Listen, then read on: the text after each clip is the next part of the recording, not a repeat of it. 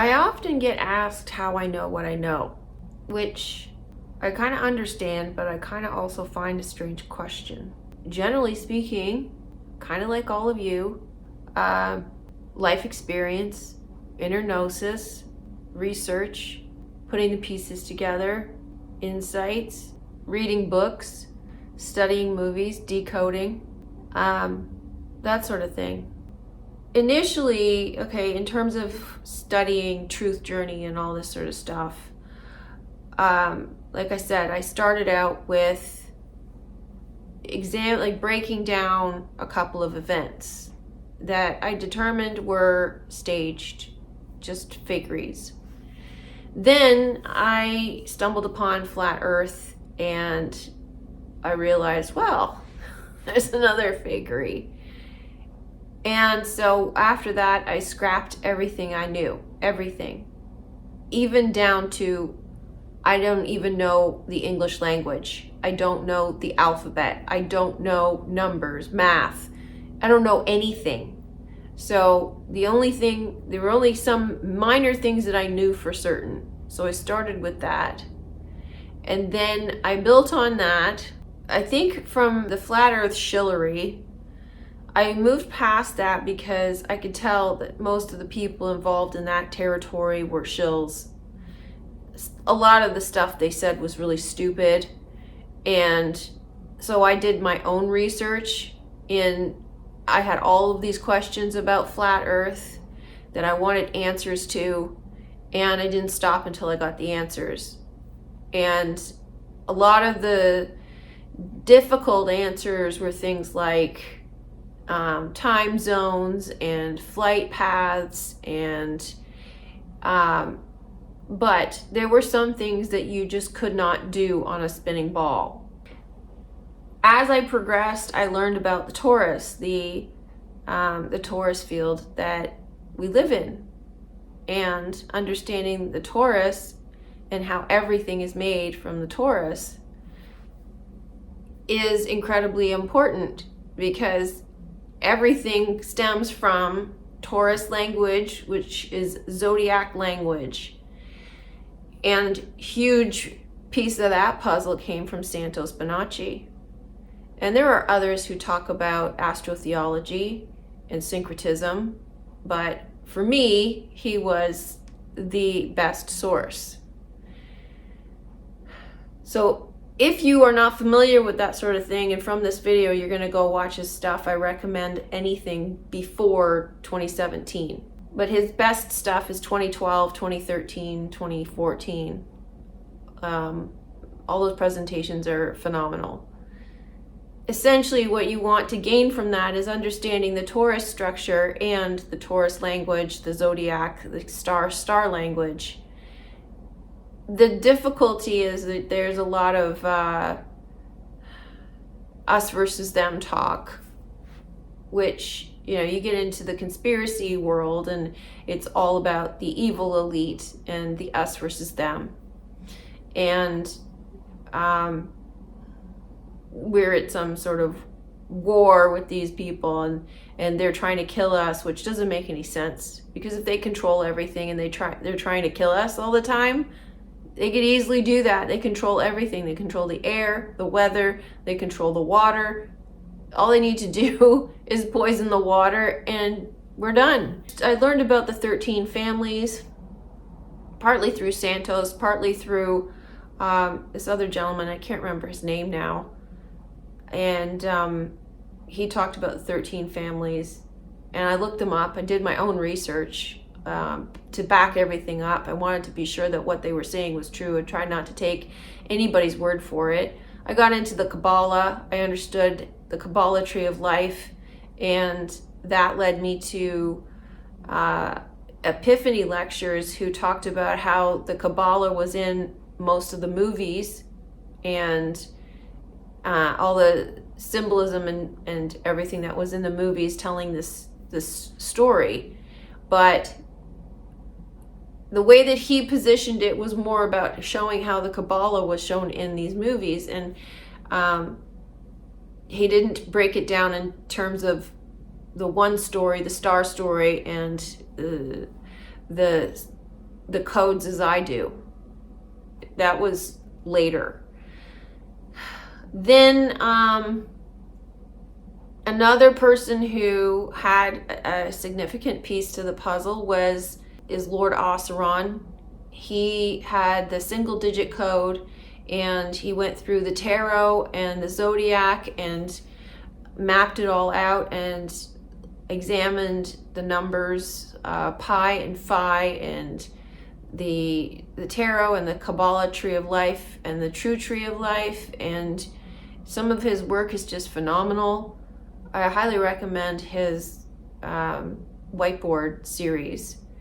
Having gone through all his material, I had to internalize it, because you can't just sit there and watch it and take it in a superficial way. You have to write it down and internalize it and try to calculate the stuff yourself. So I started to play around with it and came up with my own stuff. I did a video around that time called what was it called? Something about the mirror, I forget now, but anyway, I was getting into the mirror, and I always knew since I was a kid that the universe was composed of numbers and music, and everything could be reduced to music and numbers. And I could show that through explaining the meaning of the numbers, because everything stems from source and everything is a reflection of source. So therefore, every number from 0, so 0 being all things but also no thing, then you reflect that, and any reflection of that would be the negation of the previous form. So 1 is the negation of 0, and the number also tells you what it means. So 1 is unity, whereas 0 is wholeness, and so on. So if you want more information on that, go and watch that video. So then I got into IXXI. I don't remember exactly how I came across IXXI. It's probably in a lot of conspiracy videos, but the way the conspiracy community talks about IXXI is like it's evil. They show you that the XX is, the Freemason square and compass. It's also the envelope, like the apron envelope on the apron of Freemasonry, as well as Google. And yeah, it's everywhere. It's everywhere because that is the fabric of this reality. The diamond pattern, the XX, the cube. Everything is composed of cubes and spheres. I did a short series of matrix math that showed how everything is connected, but I didn't continue with it because it wasn't all that interesting to people. So I wasn't going to continue on it because those videos were very intricate to continue with, to put together. And if nobody was watching them, then I wasn't going to keep making them. But essentially where I was headed with those videos was to show how everything stems from the zodiac, and all of the numbers, and how they, the numbers in the single digit code is kind of building off Lord Oseron's work, and the IXXI and the mirror and all of this was being shown in what I was putting together in that series. And I think I did 3 videos. Even those videos are very helpful in showing the construct of the hologram of how this universe works, as well as the numbers. In doing that, I can tell a deeper meaning behind the numbers, behind the letters. I looked into Greek and Hebrew and Elder Futhark and all of the older alphabets and what they mean, Phoenician, looking at all the alphabets and how they were connected, and the meaning behind the letters as well, because every letter, especially in Hebrew, represents a word. And so when you put the letters together in a word, it's actually a whole sentence, which is fascinating. So I was looking at that, and then also the letters have numbers, and that was fascinating too. So like the numbers have meaning. And so when somebody says that numbers and letters don't have meaning other than what you assign to them, it's totally false. They absolutely do have meaning. Everything has meaning. Everything is embedded with meaning. I also looked into history, sort of veering off a little bit. I looked into history, went back to figure out who wrote the Bible and why, and started reading all sorts of history. And I started to follow trails of people in history, and history started to collapse in itself. Like the time started to collapse, and it felt like present day. And I started to see through what was written. I started to see patterns in history. Stories were repeated again and again, which appeared to be fake. See, this is the issue, is like it appears to be fake because the patterns are repeated because there's only one story. So the same story repeats again and again and again.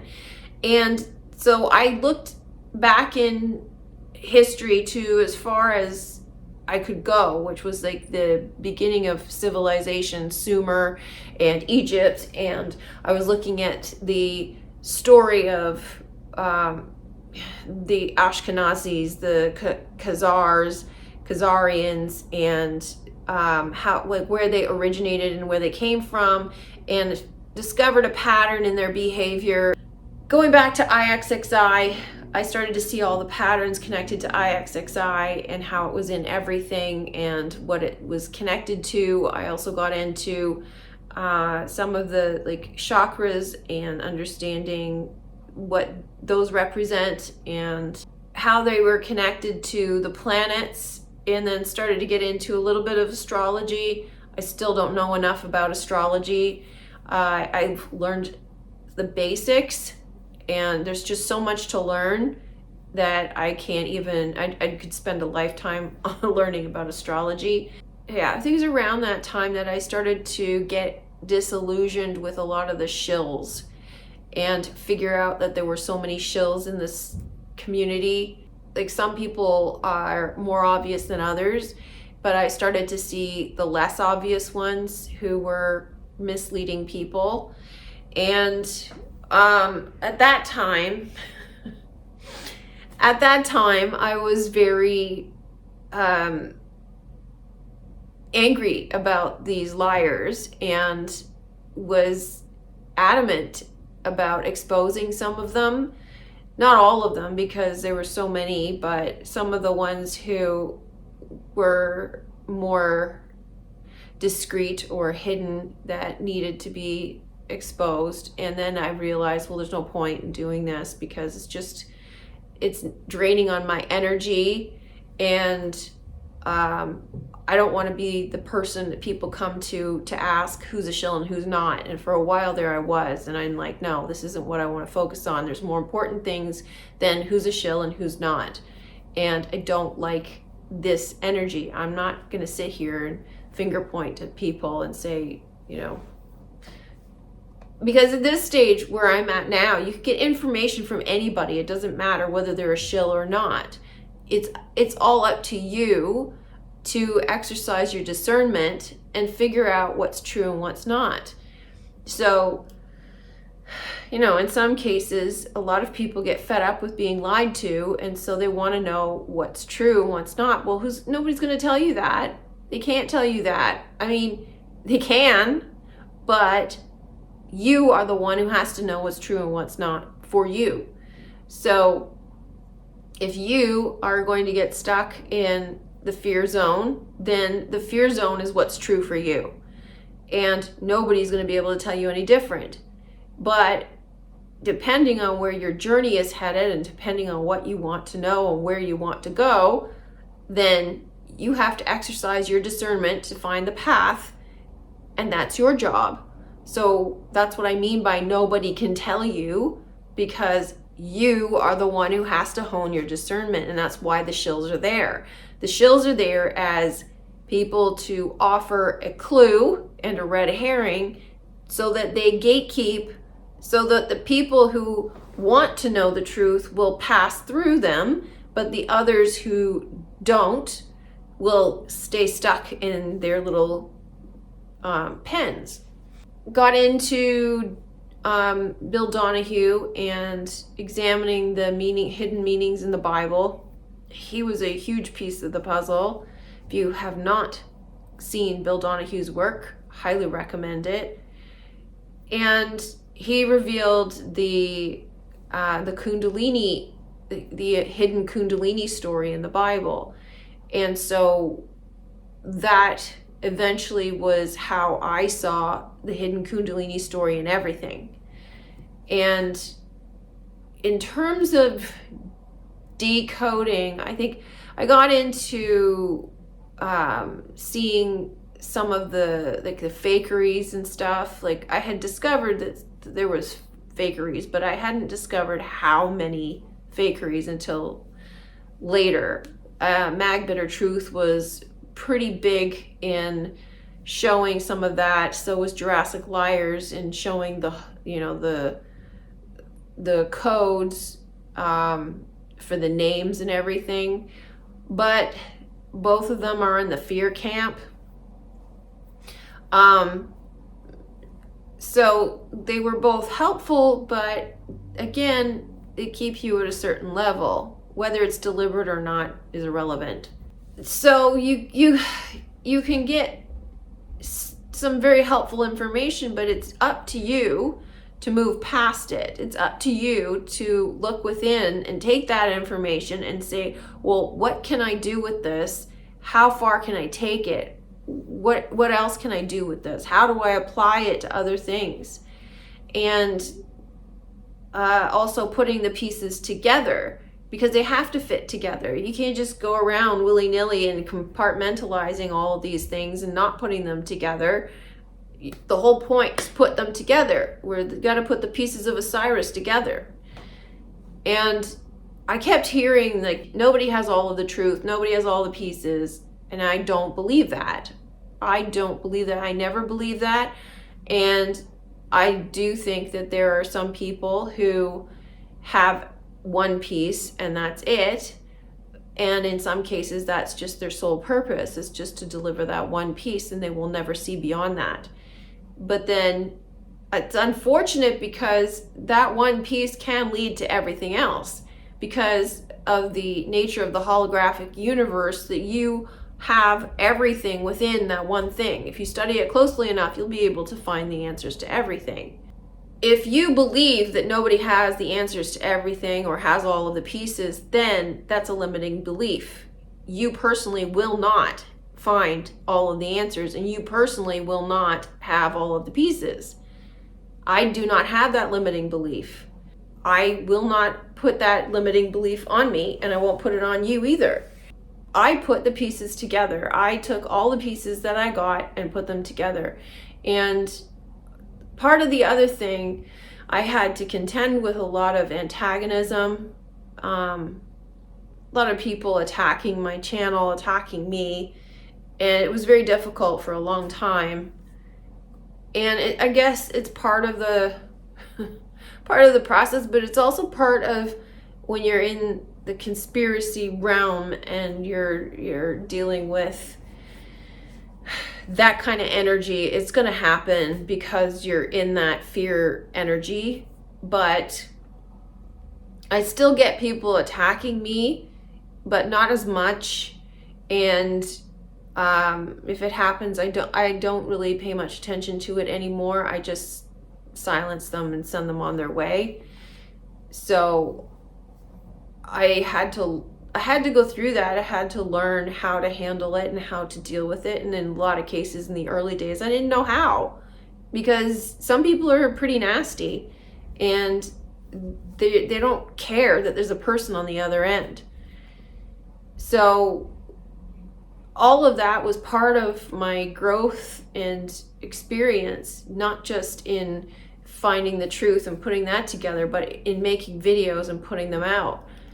Another thing that I came across was the TV watching you stuff.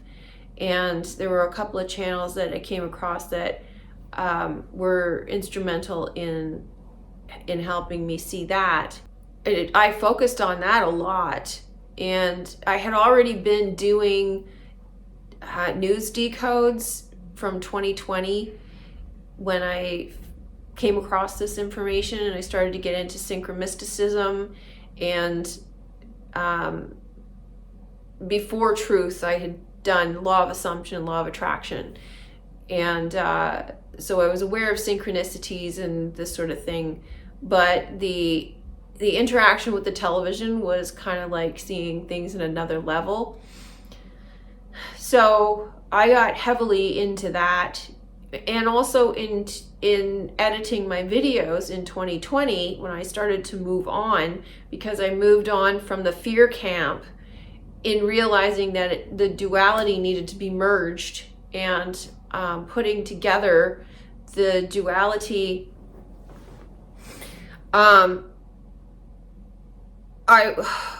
In editing the videos creatively that I started doing with like Story of Your Life, and the videos that followed that are in the Crazy World playlist, I started to see how the stories overlapped, the faces overlapped, like the people, the characters, the actors, they overlapped, and some of the dialogue, some of the scenes, they were seamless. When I edited them together from random movies, they were seamless. They were telling the same story. So that was massive.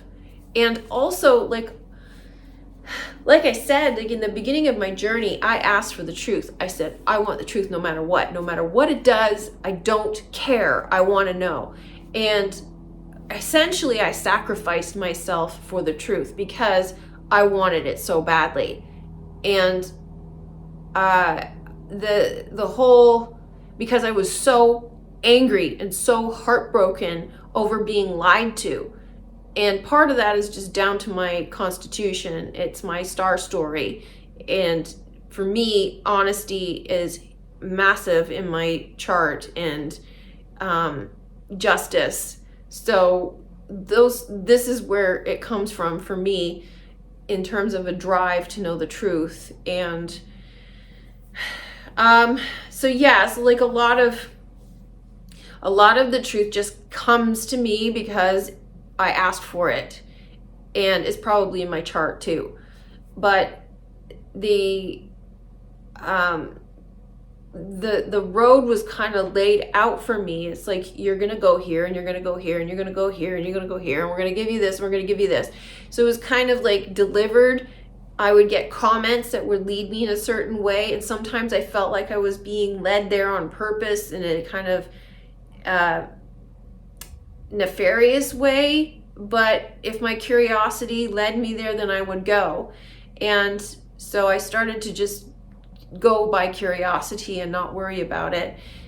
And if the reason I was suspicious of the comments I was getting, because it was starting to get weird. I was getting comments that were kind of suggesting that I look into certain things, and it would lead to like this massive revelation, and I was a little freaked out by what I was seeing and how it was connected, and I thought, well, what's going on here? But now I look back on it and I know it has nothing to do with anything nefarious. It was just me leading me. So if you are in the same situation and you're looking at some, like, there's things that are being presented to you, but you're in like conspiracy fear land, don't fear it. Just follow your curiosity. Your curiosity is what leads you. It cannot fail you. Even if you're led to go into seemingly dark places, then, it depends on how dark. Like, basically, your curiosity cannot fail you, but, use some common sense and some sensible approach that you don't put yourself in harm's way. Editing the videos and putting them together and doing TV watching you exercises and examining the hidden messages underneath everything was really a massive eye-opener. So then I started to see the singular story, the one story. And eventually that led to Johnny Depp and him revealing his story. And in him revealing his story, that led to me figuring out my story, which was the whole point. The whole point was he was trying to reach me so that I could figure out his story as well as my story. And because it was significant. It's significant in what's going on. I mean, obviously it's my story. And so in figuring out my story, that's a huge, it's a massive piece of the puzzle in determining out who I am and why I'm here and what the story is. Not just my story, but the story. Yeah, with Johnny Depp, I started to look into the myths and seeing the stories in the myths that were telling the story of the Taurus and the stars. And I started to see where the story was being told in the stars and how it was played out in Johnny Depp's life story and shown in the movies. And to me, like, that was so massive. That was so mind-blowing. I'm still astounded by it to this day. Which I am so overwhelmed with information about his story that it's so difficult to compile it into one video that I'm having a hard time getting there. And I obviously have additional information that needs to go into that video, otherwise it would have been made already. So then the bulk of my focus started to be around decoding movies, TV shows, news events. And it's not the only thing that I do, but I realized that I have a gift for it because that's my purpose. My purpose is reading the star story and conveying it to you. And I needed to have all of that information that I just told you about in order to do that. If I didn't know all of that stuff about the single digit code, Kabbalah, the Bible, and how to read the Bible, the Kundalini story, if I didn't know about like the history and flat earth and Taurus field and zodiac and astrology and myths and all of that and the TV and all of it, if I didn't know all of that stuff, I wouldn't be able to do what I do. That's a lot of information. So and on top of this, I had to go through the journey myself. It wasn't enough for me to be able to read it and to interpret it. I had to experience it. I had to experience it in order to convey it to you, because it's easy to knock someone off their post when all it is knowledge in terms of reading it from a book, somebody telling them. But when you experience it, that's when you know it's true. So yeah, on top of that, I started to see my own story, and I saw it reflected in the movies. And you know, a lot of this stuff is embedded in us from growing up. You know, we see movies, we listen to music, we have pop culture surrounding us, and we hear things. We're like, the Bible and some of the knowledge from the Bible is everywhere. So there's certain things that you can't escape, that you have embedded in your memory, and a lot of those things will come up. They'll get triggered while you're going through your truth journey. So yeah, like, I started to see my own story, and I started to put the pieces together of my own story and realized who I am, who I really am, and what my purpose is here. And it was very humbling to see that. People think that when you realize who you really are, that, you know, this idea that we are gods, which we are, but if somebody tells you that you are gods, the egoic response is that people go on a power trip believing that they're gods and act like, an arrogant jerk. But when you truly know who you are, it is so humbling. It is something so powerful that you are so astounded that you don't want it. It is truly terrifying in a way. The amount of